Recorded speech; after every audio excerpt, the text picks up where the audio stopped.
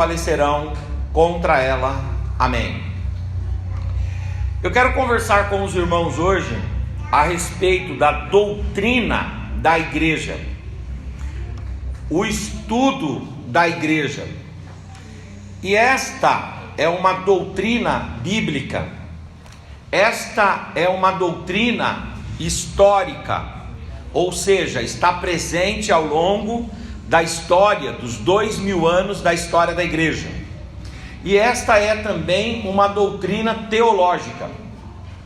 No sentido teológico, a matéria que se debruça a estudar a igreja, a matéria que se assenta para perscrutar os textos sagrados que falam sobre a constituição, natureza, estrutura e história da igreja, essa matéria se chama eclesiologia. E o que significa a palavra eclesiologia? Eclesiologia é a junção de duas expressões gregas, eclesia e logos. A palavra logos no grego é a palavra que dá origem à expressão logia ou logia. Tudo que você vê com o final logia ou logia quer dizer estudo, porque a palavra logos, ela de forma bem simples, ela pode significar estudo, tratado, conhecimento, análise, mensagem, discurso, pensamento. E a palavra logos, quando ela é transliterada como logia, ela geralmente é conhecida como estudo. E a palavra eclesia é uma palavra grega que ela vinha não do mundo cristão, mas ela vinha de uma prática que acontecia na sociedade grega.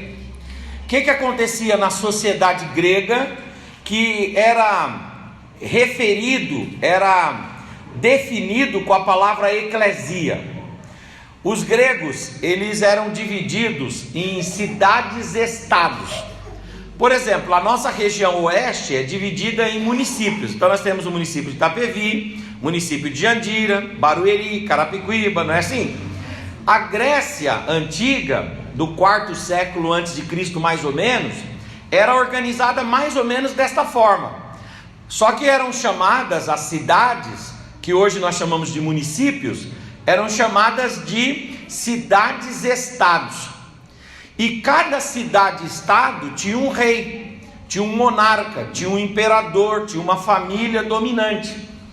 E esse rei, quando queria falar com o povo da cidade-estado, e o próprio povo, quando queria se reunir para demandar a respeito de alguma questão social, a respeito de alguma necessidade da cidade, alguma carência da cidade, alguma melhoria, algum tipo de aperfeiçoamento da cidade, o povo dessas cidades-estados, o povo se reunia nas praças. As praças eram chamadas de ágoras. A expressão ágora quer dizer praça.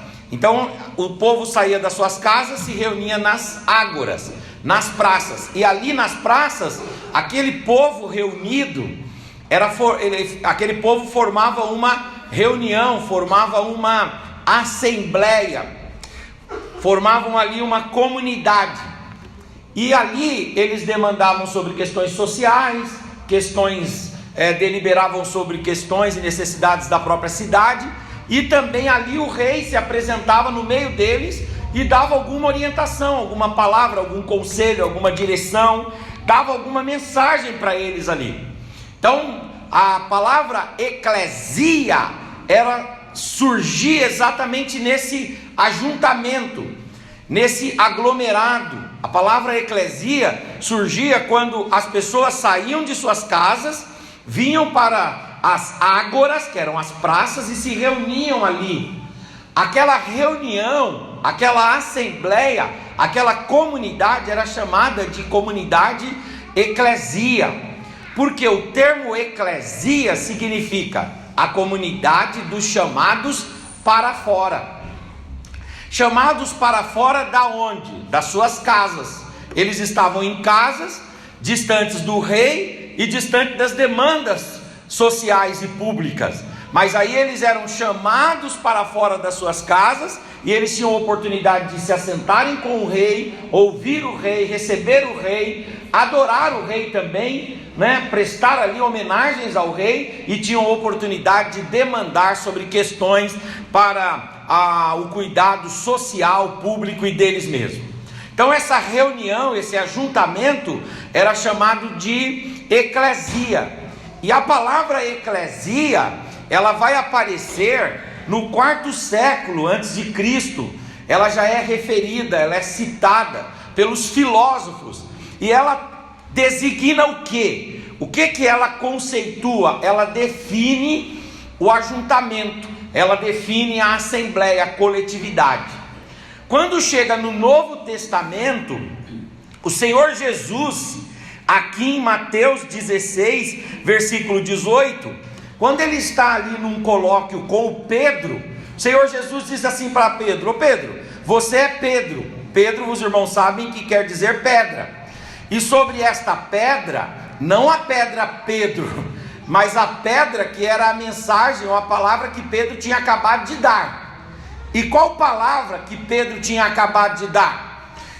Se você acompanhar esse discurso aqui, Jesus está numa conversa com Pedro, e ele fala assim: ô Pedro, ele fala para os discípulos, ele diz: olha, discípulos, o que dizem os homens a meu respeito? Todos nós queremos saber o que os outros pensam sobre nós, E aí Jesus também tinha essa curiosidade: olha, o que eles dizem que eu sou? E aí cada um começou a dizer: olha, o senhor é Elias, o senhor é João Batista, o senhor é um dos profetas. E aí Jesus, depois de ouvir dos discípulos o que é que os outros pensavam de Jesus, Jesus pergunta para os discípulos: e vocês? O que vocês dizem que eu sou? Porque cada um pode ter uma opinião sobre mim, mas eles estão tendo uma opinião distante, porque eles não andam comigo, eles não me conhecem, eles não andam comigo, não dormem comigo e não acordam comigo. Mas vocês não, vocês têm andado comigo. E diante daquilo que vocês têm vivido, têm experimentado, daquilo que vocês têm lido em mim, o que vocês dizem sobre mim? E houve um silêncio entre os discípulos.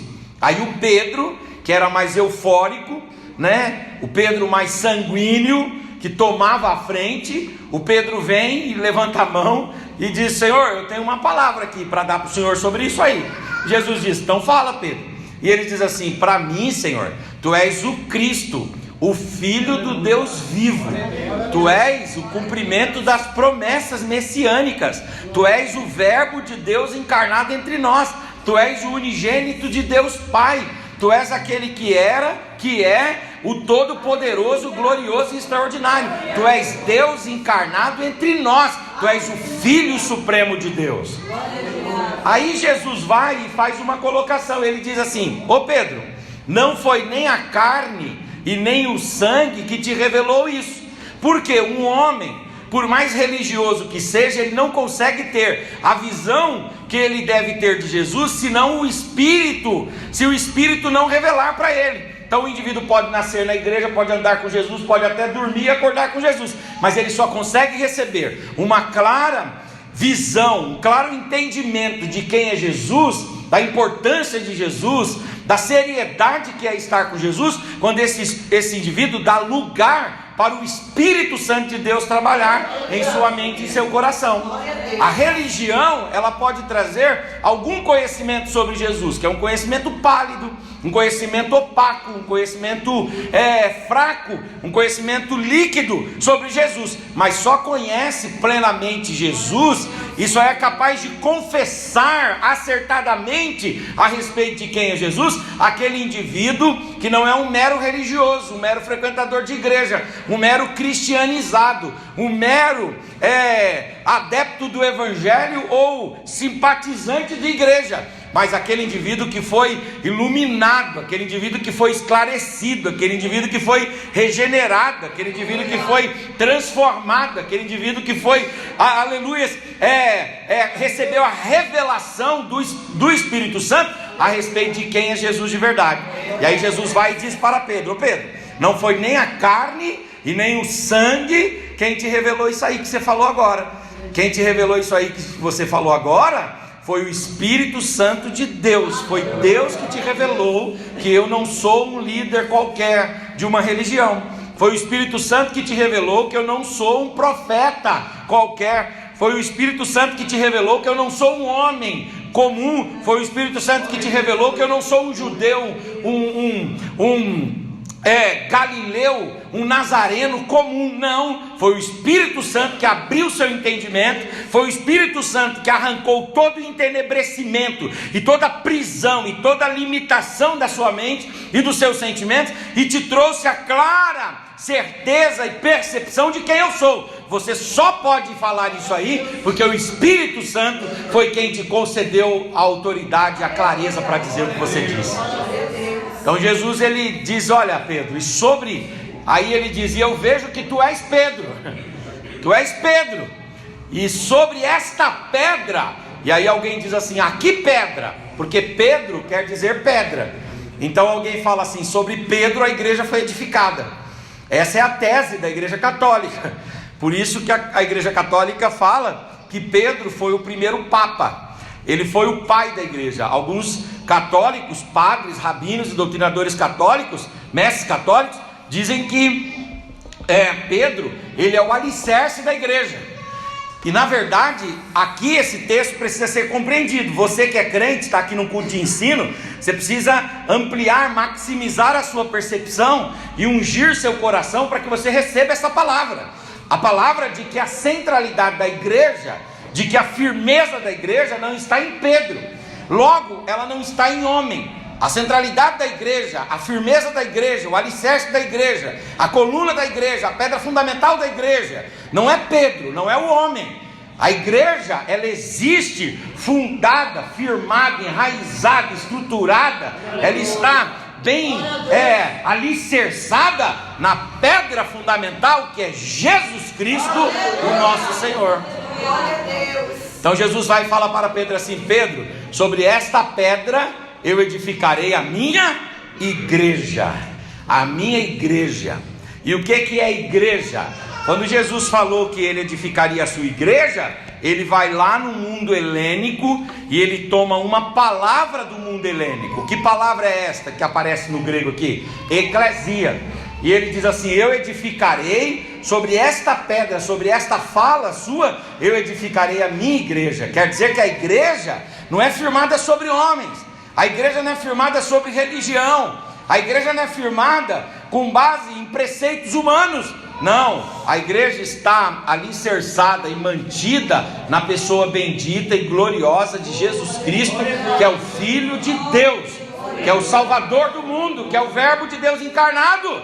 Por isso que ele é a razão de tudo em todos. Por isso que Paulo diz que é dele, por ele e para ele que são todas as coisas, e glória pois ao nome dele para sempre. Amém. Aleluias, glória a Deus. E por que isso? Porque ele é a pedra fundamental, que alicerce, que mantém a igreja. A igreja não é mantida pelo homem por causa dos seus proventos. A igreja não é mantida porque ela tem uma boa gestão, uma boa administração. A igreja não é mantida porque ela tem grandes oradores, eloquentes oradores carismáticos que atraem, arrebatam multidões. A igreja não é mantida porque existem aqui fenômenos miraculosos, extraordinários e inexplicáveis. Não, tudo isso são meios de graça que Deus dá como acessório, porque a igreja, ela está firmada, ela está fundada, ela está alicerçada, ela está segura em Jesus Cristo, o nosso Senhor. Aleluias, aleluias, glória a Deus. Então Jesus vai e diz: Pedro, sobre esta pedra eu edificarei a minha igreja, eclesia. E eclesia quer dizer o quê? Eclesia quer dizer comunidade dos chamados para fora. Sobre esta pedra eu edificarei a minha comunidade. A minha comunidade, a comunidade dos chamados para fora. Então o que é igreja? Igreja é a comunidade de homens e mulheres que foram chamados para fora. Para fora do quê? Primeiro, lá no mundo helênico, aquela assembleia que se reunia nas ágoras Era uma assembleia formada por pessoas que tinham saído das suas casas. E o crente, você que é a igreja, você, nós aqui, a igreja, ela é uma comunidade composta por pessoas chamadas para fora. Do que nós fomos chamados para fora? Primeiro, fomos chamados para fora da potestade do mal. Irmãos, deixa eu dizer uma coisa para vocês aqui. Eu sei que vocês são iluminados pela palavra, vocês são agraciados pelo Evangelho, vocês têm história no Evangelho e dominam as Escrituras.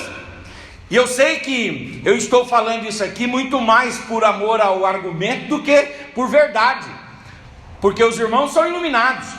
Há quem diga e há quem pense que só está debaixo das garras de Satanás aquele indivíduo que está possuído pelos demônios, ou seja, só aquele indivíduo que espuma pelo canto da boca, que vira os olhos, que muda a voz e que se manifesta de forma estereotipada. Aí diz assim: não, esse aqui é o verdadeiro endemoniado, o verdadeiro dominado pelas hostes infernais da maldade, pelas potestades do mal. E aí quando você vê o ser humano que está trabalhando, está aparentemente atendendo às demandas morais da sociedade, cumprindo a lei, pagando as contas, sendo honesto, a gente diz: não, esse não está debaixo da égide, debaixo do controle, debaixo do bastão de Satanás e dos seus demônios. Porque nós, às vezes, erramos em pensar sobre isso, e a gente diz: endemoniado, ou debaixo da opressão do mal, está aquele que é possesso. E aquele que não é possesso, que tem uma vida aparentemente aprovável aos olhos da sociedade, uma vida aprovada aos olhos da comunidade, a gente diz: não, esse não está debaixo da potestade do mal. E esse pensamento ele é errado. Por quê? Porque a palavra de Deus diz, irmãos, e aí nós poderíamos aqui ficar até 10 horas da noite lendo versículos, que aquele que não está na luz anda em trevas. A palavra de Deus diz que não interessa se ele trabalha, paga a conta, cumpre as leis do país, anda mais ou menos de acordo com a moralidade aceitável na comunidade, na sociedade, não interessa. Esse indivíduo está tão oprimido, tão dominado, tão submisso às trevas, quanto aquele que é possesso. A diferença é que aquele que é possesso se manifesta rapidamente, e esse daqui, ele vai ficar a vida toda debaixo dessa opressão, dessa dominação, e das mãos e das garras de Satanás. Então o indivíduo, quando ele está no mundo, ele está nas trevas. Jesus falou assim: a luz raiou aos homens, mas os homens amaram mais as trevas do que a luz. E aí Jesus completa: eles não vieram para a luz. Por que eles não vieram para a luz? Para que as suas obras não fossem manifestas. Ora, todo aquele que está fora de Jesus está em trevas. Todo aquele que está longe do Evangelho, longe da Bíblia, longe da igreja, está em trevas. Pastor, mas ele paga as contas. Pastor, mas ele entra no horário do trabalho e sai no horário do trabalho. Ele não frauda ninguém. Ele é um indivíduo que está andando aí, aprovado aos olhos da sociedade, mas não importa. Ele, para as Escrituras Sagradas, esse indivíduo está debaixo da potestade do mal. Ele está em trevas. Nós estávamos em trevas também. Ah, pastor, como que o senhor disse que eu estava em trevas, sendo que eu nunca torci a minha mão assim? Eu nunca caí endemoniado na igreja. Aí você acha que porque você não caiu endemoniado, quando você estava vivendo no mundo uma vida dissoluta, você era senhor de si mesmo. Você diz: não, quem fazia aquilo era eu e não o diabo, não o mal, não as trevas. Não é isso que a palavra de Deus diz. A palavra de Deus diz que esse mundo aqui, ele tem um Deus. A palavra de Deus diz que esse mundo aqui, ele tem um príncipe. A palavra de Deus diz que o príncipe desse século, Deus desse mundo, cegou o entendimento dos homens e prendeu os homens em cadeias, em correntes terríveis. E o homem, a religião, a filosofia, o conhecimento, o estudo, o dinheiro, a cultura, a educação, tudo foi feito pelo homem para se livrar das cordas, desses cordéis de morte, mas nada e nem ninguém era capaz de cortar essas prisões, esses grilhões e essas cadeias. Até um dia que Jesus nos foi apresentado, até o dia que o Evangelho chegou a nós, até o dia que ouvimos a palavra poderosa de Deus, que é como espada de dois gumes, que vai até a divisão da alma e do espírito, juntas e medula, e ela vai dividindo, vai cortando, vai liberando, aleluia, vai livrando e vai trazendo salvação e redenção. E aí nós abandonamos esse reino das trevas, essa potestade do mal, essas hostes infernais da maldade.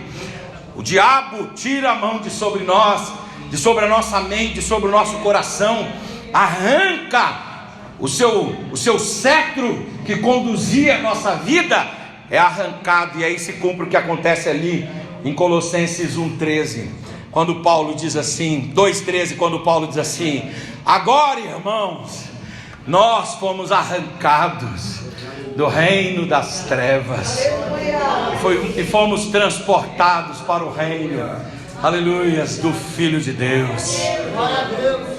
A igreja é a comunidade de homens e mulheres que foram chamados para fora das dominações de Satanás. E agora cumpre-se aquilo que João diz: quem está em Cristo, o maligno não lhe toca. De vez em quando ele pede para se andar conosco, de vez em quando ele pede para fazer uma bagunça em nossa vida, mas aí ele tem que pedir autorização para Jesus. E acontece aquilo que Jesus fala para Pedro em Lucas 22: ô Pedro, Satanás veio conversar comigo, e ele pediu para se andar com você como se malha, como se trabalha com o trigo, amassa o trigo, depois pega o trigo e joga para cima assim, ó, e vai mexendo com o trigo ali. O diabo queria fazer isso na sua vida, mas eu me coloquei em sua defesa e disse assim: esse aqui não, esse aqui foi lavado, esse aqui foi remido, esse aqui foi perdoado, esse aqui foi reconciliado, esse aqui foi integrado à família de Deus, esse daqui agora tem o nome inscrito no livro da vida, esse aqui agora é uma nova criatura em Cristo Jesus, teve a natureza transformada, a mente transformada, o coração transformado. Ele estava de fato, de verdade, no reino das trevas, mas ele foi transportado para o reino de Deus, e agora mesmo que ele pratique um ou outro pecado, mas ele está dentro do caminho, aleluia, da santidade, da pureza. Ainda que ele caia 7 vezes, por 7 vezes eu vou levantá-lo. Nesse o maligno não toca, nesse o maligno não toca. Levante a sua mão, por gentileza. Você é igreja, e a igreja é a comunidade daqueles que foram chamados para fora, fora das dominações satânicas, fora do reino do mal. Aleluias, glória a Deus.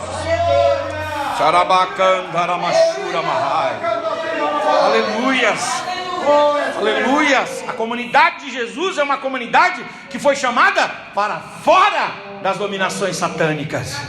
Deixa eu dar uma palavra para você aqui em nome de Jesus. Nunca aceite o que eu era pequeno e eu vi um pastor fazer um dia dentro de uma igreja. Você não pode aceitar isso, porque você foi iluminado pela palavra de Deus, e agora você não pode comer qualquer comida, não. Você não pode, você tem o dever de rejeitar as coisas ruins. E o que é que vai determinar que é bom, que é ruim? É a palavra de Deus, gente. Aleluia. Quem já comeu comida boa sabe distinguir a comida ruim e rejeita. Você tem que rejeitar, você tem que resistir. Eu era criança e eu me lembro que o pastor Maurício chegou, deu uma saidinha, o pastor chegou na igreja e falou assim: irmãos, nós vamos orar agora porque tem irmãos endemoniados aqui. E aí, não, primeiro era o culto do Espírito Santo, perdão. E aí ele falou assim: olha, é o culto do Espírito Santo, vamos pedir o Espírito Santo. Aí todo mundo pediu o Espírito Santo. Aí depois ele falou assim: não, agora nós vamos expulsar uns demônios, porque tem gente endemoniada aqui. Aí aquele crente que tinha acabado de pedir o Espírito Santo, que tinha acabado de orar, falar em línguas, colocou a mão na cabeça e começou a expulsar de si os demônios. Esse pensamento está errado. Por que está errado? Porque Jesus falou que quando o valente chega na casa e a casa está habitada, ele invade a casa e ele arranca de lá todos os intrusos, e ele limpa a casa e ele coloca esses intrusos para fora. E aí Jesus falou: essa casa é o coração do homem, essa casa é a mente do homem. Quando o Evangelho, a palavra, Jesus Cristo, o Espírito Santo entram na vida do homem, arranca toda a impureza, toda a imundícia. Aleluia, glória a Deus. Esse indivíduo é selado pelo Espírito Santo de Deus.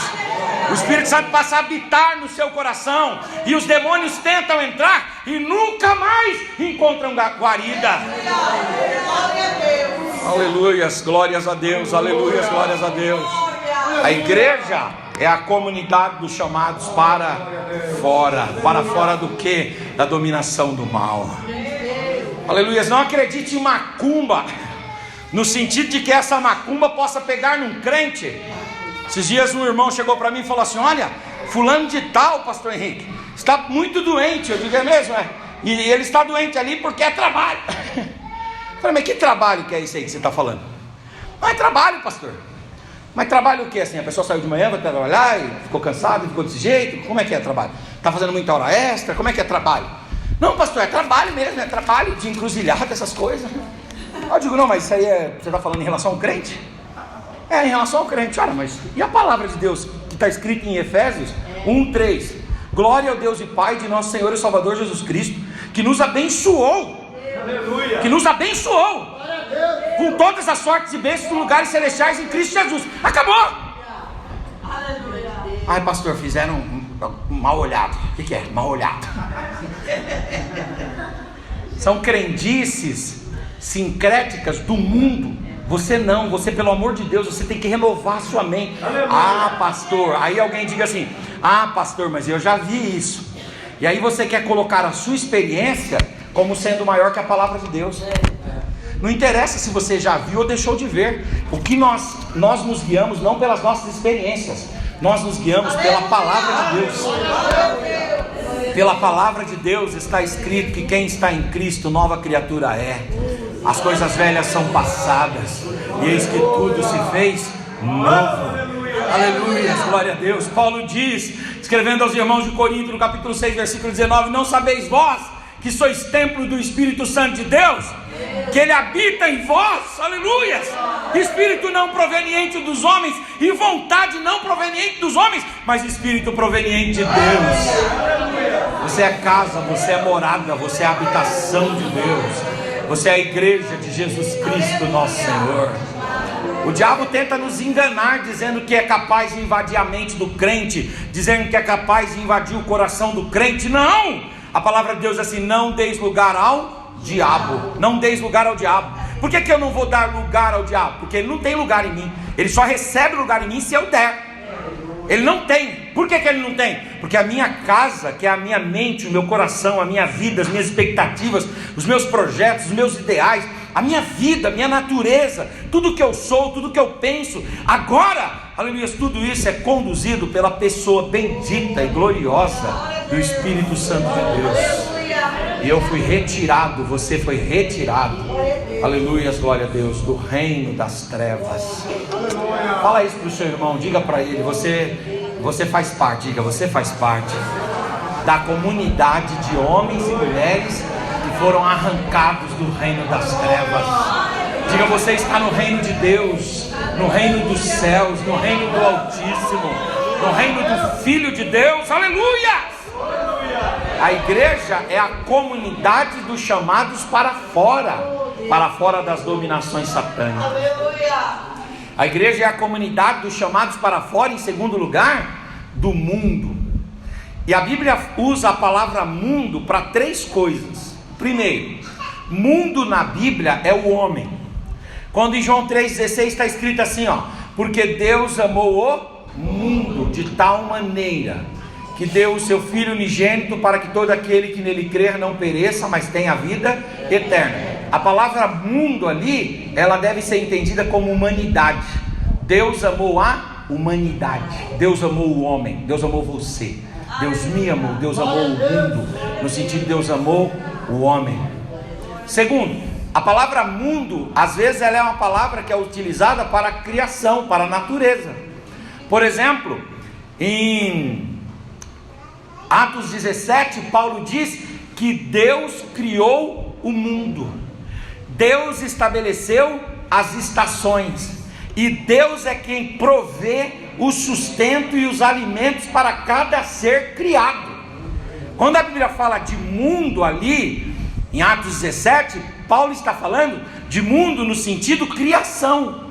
Mundo é esse globo terrestre aqui, que é composto de fauna, a pluralidade de animais, que é composto de flora, a biodiversidade de vegetais, que é composto de riquezas hídricas, que é composto de riquezas minerais, que é composto de atmosfera, que é composto de elementos cósmicos. Esses elementos criados, o cosmos, é um mundo, mas o mundo no sentido de criação, a rua, a terra, a água, o fogo, essa criação.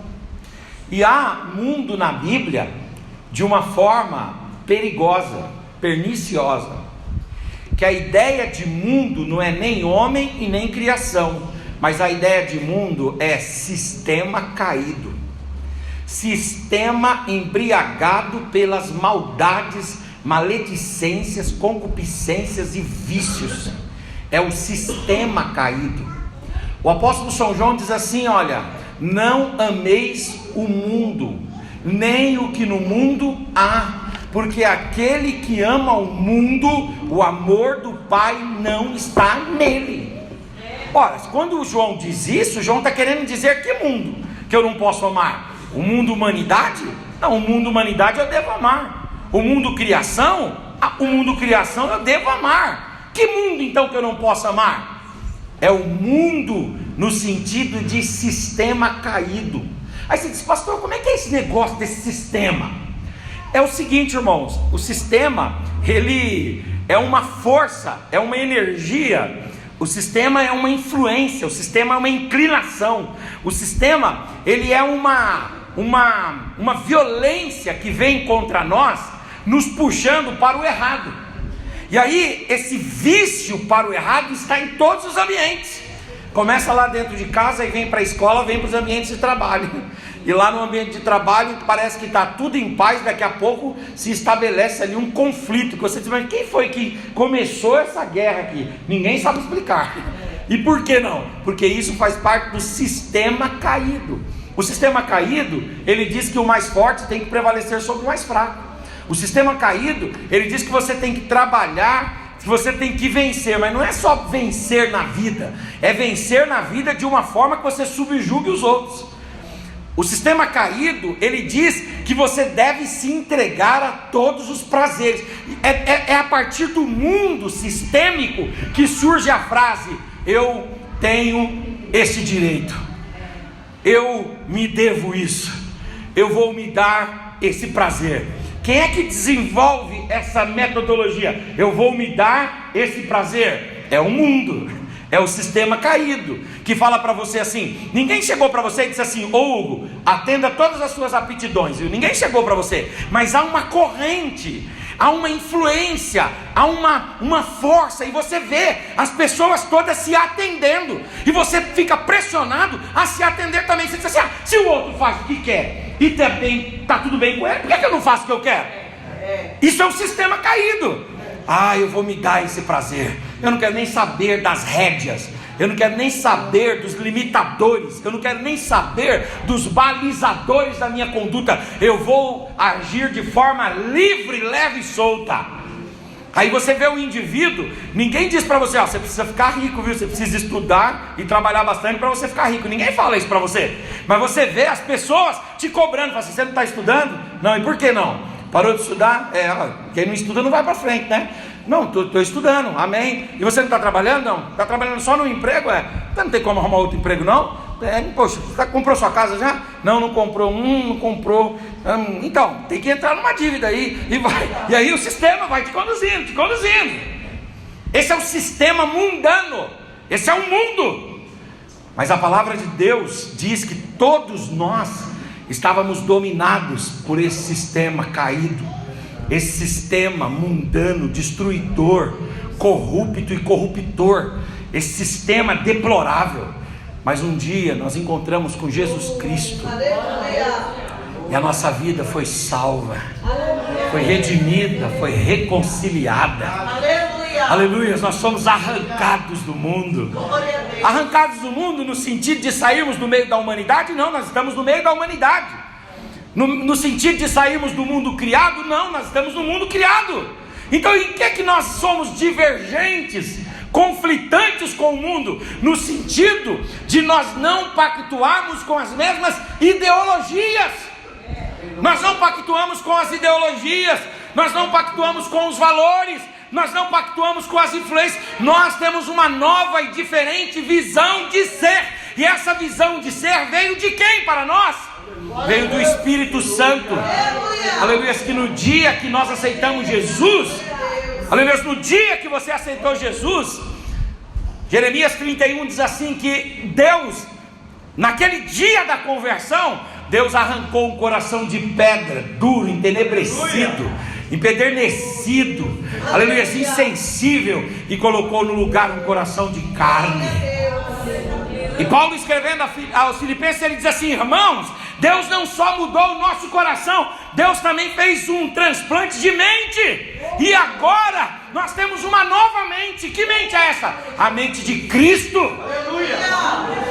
E agora, escrevendo aos Romanos, Paulo diz assim: irmãos, não vos conformeis com esse mundo, aleluia, mas transformai-vos pela renovação do vosso entendimento, aleluia, para que assim vocês possam experimentar qual seja a boa, perfeita e agradável vontade de Deus. É o vosso culto racional, aleluia. Aí, escrevendo aos Filipenses de novo, no capítulo 4, versículo 8, Paulo diz assim: irmãos, se há alguma coisa boa, nisso pensai. Se há alguma coisa justa, é nisso que vocês devem ocupar a mente de vocês. Se há alguma coisa afetuosa que manifeste o amor, a solidariedade, a bondade, é nisso que vocês devem se engajar. Se há algum bem, se há alguma boa dádiva, se há algum proveito, algum fruto bom, irmãos, nisso vocês devem ocupar a mente de vocês. Vocês não devem se envolver mais com esse mundo caído, com esses pensamentos, com esses valores caídos, corruptos e corruptores, não. Vocês devem ter uma mente transformada e viver como quem tem essa mente transformada. E é muito interessante, irmãos, e eu já concluo aqui, que a igreja é a comunidade dos chamados para fora, no sentido de que fomos chamados para fora da dominação de Satanás, sim ou não? Sim. Também fomos chamados para fora da dominação do mundo, certo? Mas deixa eu ensinar uma coisa aqui para você e eu termino. Você nunca vai se diferenciar do mundo se você apenas retirar de você vícios e não incluir em você virtudes. Não existe a retirada de vícios. Se você retirar um vício e você não transformar essa prática de vício numa virtude, esse vício vai voltar, e talvez ele volte muito pior. E talvez, se ele não voltar, você vai ter outros vícios, e você vai continuar caído do mesmo jeito. Você vai estar na igreja, vai ser um religioso e vai estar caído, praticando e tendo a mesma mentalidade de um mundano. Por isso que a Bíblia fala assim: você que roubava, não rouba mais, antes trabalhe. Por que ela diz, você que roubava, não roube e trabalhe? Porque eu não posso pegar um vício e arrancar o vício sem inserir uma virtude. Digamos que o indivíduo, que ele é um maníaco em roubo, em furtos, ele resolva parar de furtar. Sabe aquele indivíduo que não consegue ficar sem furtar nada o dia todo? Ele furta bala no mercado, ele furta doce, ele gosta de furtar, ele vai na casa dos outros, ele furta alguma coisa, nem que seja uma tampinha de garrafa, mas ele leva porque e o prazer dele está naquele ato de esconder, de levar para casa. Aí ele vem para a igreja, entende o evangelho, é salvo, mas ele continua com o vício dentro dele. Ele sai da igreja, deu o nome aqui, tal, batizou-se, toma a ceia, mas ele continua com o vício. Se esse indivíduo ficar lutando contra esse vício durante a vida toda, sem trocar esse vício por uma virtude, esse indivíduo nunca vai se livrar desse vício. É por isso que falar sobre os vícios faz com que você se liberte dos vícios. Porque quando você fala sobre os vícios, você troca o consumo por aquilo que você é viciado, em falar daquilo que você é viciado, e aí você está lembrando para si mesmo toda hora que não deve fazer, e você está comprometendo-se com as pessoas quando você fala que não deve fazer, e aí você vai trocando a sua conduta. Por quê? Não adianta eu retirar de mim um vício, eu preciso inserir uma virtude. Quem roubava, não roube mais, antes trabalhe. Quem mentia, não minta mais, antes seja o vosso parecer sempre sim, sim e não, não. Quem se comprometia e não fazia, agora se comprometa e interaja de fato, de verdade, porque assim você vai estar sendo livre, liberto, vai estar sendo resgatado e salvo constantemente do mundo. A igreja é a comunidade dos chamados para fora da dominação de Satanás. A igreja é a comunidade dos chamados para fora, aleluias, do mundo. E a igreja é a comunidade dos chamados para fora da ausência do rei. Lá nas ágoras, os reis se reuniam, aleluias, com o povo ali nas cidades, e o povo tinha a oportunidade de ver o rei, de homenagear o rei, de estar perto do rei, de ser abraçado pelo rei, de ser tocado pelo rei, de receber palavras boas do rei. Aleluias. A igreja é a comunidade de homens e mulheres que estavam afastados do rei.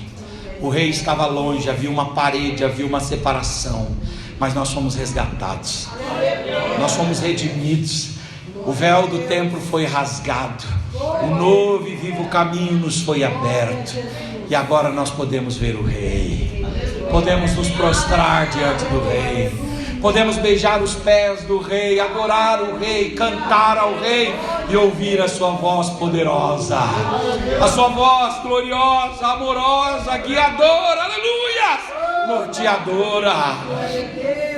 Quando você estava caído no mundo e nas garras de Satanás, você era privado da presença do rei, mas agora não mais. Agora você saiu daquilo que te prendia e você veio para perto do rei.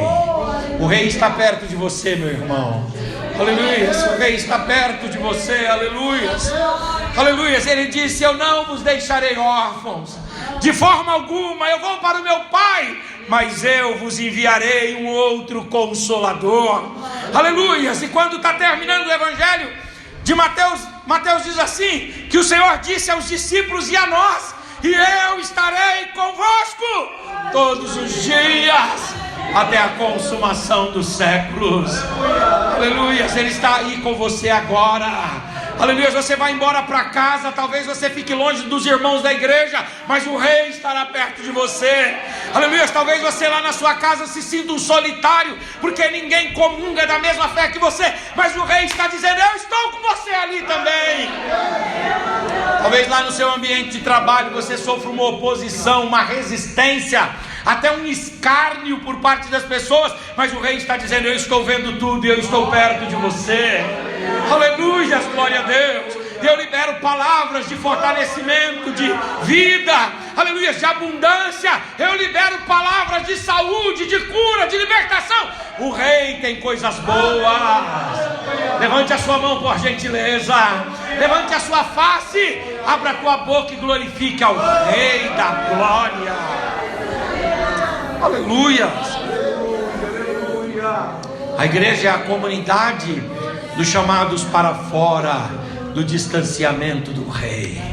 Eu estava afastado do rei, eu estava longe do rei, mas ouviu-se um clamor, alguém me convocou e eu vim para perto do rei. Oh, aleluia. Tem uma história que representa o evangelho no Antigo Testamento de forma muito emblemática. É quando Mefibosete está lá em Lodebar, longe de tudo e de todos, mas sobretudo longe do rei. E o rei levanta e diz assim: me traga o Mefibosete aqui, aleluia, eu vou honrá-lo. E o rei dá para ele ali um banho de loja, devolve as propriedades que foram do pai dele, tudo aquilo que foi do pai dele e dos avós, devolve. E o rei diz assim: eu quero que você vá para onde você for, mas todos os dias, pela manhã e à noite, nós vamos começar o dia junto, nós vamos terminar o dia junto. Você vai comer aqui na mesa do rei. Isso é o evangelho, irmãos, aleluia. O evangelho é esse convite a nos achegarmos à sala do trono, a nos achegarmos próximos do rei, podemos honrá-lo, cultuá-lo, servi-lo, ouvi-lo, amá-lo, bendizê-lo, Aleluias, glória a Deus. Nós somos a comunidade daqueles que têm um rei perto de nós. Aleluias. Os de nós não somos de linhagem azul, mas nós moramos e habitamos com o rei. Aleluia. O escritor, aliás, o apóstolo Paulo, escrevendo aos irmãos de Éfeso, ele diz assim: vocês que estavam longe, agora vocês chegaram para perto, e vocês que eram estranhos, agora vocês fazem parte da família de Deus, e vocês comem na mesa do aleluia.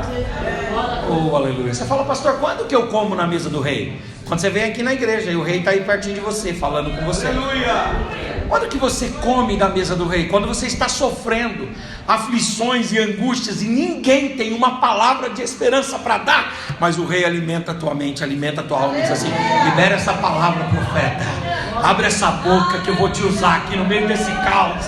E você se levanta com autoridade e dá uma palavra, aleluia, e as coisas se ajeitam para a glória do Senhor. Aleluia, glória a Deus. Levante a mão, por gentileza, nós já estamos concluindo. Levante a face, levante a voz, dê uma palavra de adoração e de louvor ao rei. A igreja é a comunidade dos chamados para fora da distância do rei, para se aproximarem do rei. Aleluia. E por fim eu termino: a igreja é a comunidade que foi chamada para fora do ócio, para se comprometer com alguma coisa que seja significativa para ela e significativa para a sociedade. Lembra das ágoras lá? O povo era chamado para fora quando?